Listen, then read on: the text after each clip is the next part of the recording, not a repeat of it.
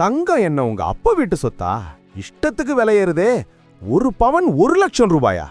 அதிர்ச்சியில் அரியலூர் பெண்கள் கையில் மஞ்சள் கயிறுடன் ரோட்டுக்கு வந்துட்டாங்க. இப்போ தங்கம் வாங்குறது கனவு இல்லைங்க, அது ஒரு காணல் நீரா மாறிடுச்சு.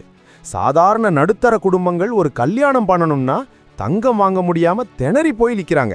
ஆனா அரியலூர் மாவட்டத்தில் இருக்கிற தென்கட்சி பெருமாள் நத்தம் கிராமத்து பெண்கள் செஞ்ச ஒரு காரியம் இப்போ இன்டர்நெட் முழுக்க தீயா பரவிட்டு இருக்கு. தங்கம் விலை ஏறினதுக்கு அவங்க காட்டின எதிர்ப்பு ரொம்ப வித்தியாசமானது.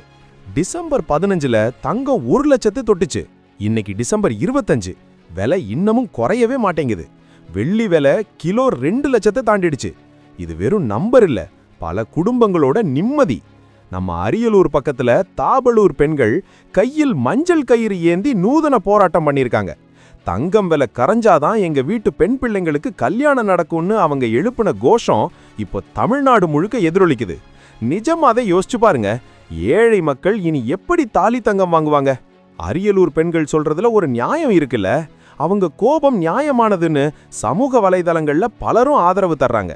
சென்னை, மதுரை, கோயம்புத்தூர்னு எல்லா இடத்துலயும் இதே கவலை தான். தங்கம் விலை ஏறலாம், ஆனா இப்படி எட்டாத உயரத்துக்கு போனா மக்கள் என்ன பண்ணுவாங்க? தங்கம் இல்லைன்னா மஞ்சள் கயிறு தாங்கிற அவங்களோட அந்த வைராக்கியம் ஒரு பெரிய மாற்றத்துக்கான தொடக்கமா இருக்கலாம். தங்கம் விலை உயர்வுங்கிறது வெறும் பொருளாதாரம் இல்ல, அது பல பெண்களோட வாழ்வாதார பிரச்சனை. அரசு தலையிட்டு விலையை கட்டுப்படுத்தலன்னா மஞ்சள் கயிறு போராட்டம் தமிழ்நாடு முழுக்க பரவினாலும் ஆச்சரியப்படுறதுக்கு இல்ல. தங்கம் விலை 1,00,000 தாண்டினது பத்தி நீங்க என்ன நினைக்கிறீங்க? இது சரிதானா? உங்க கருத்தை உடனே கமெண்ட்ல சொல்லுங்க.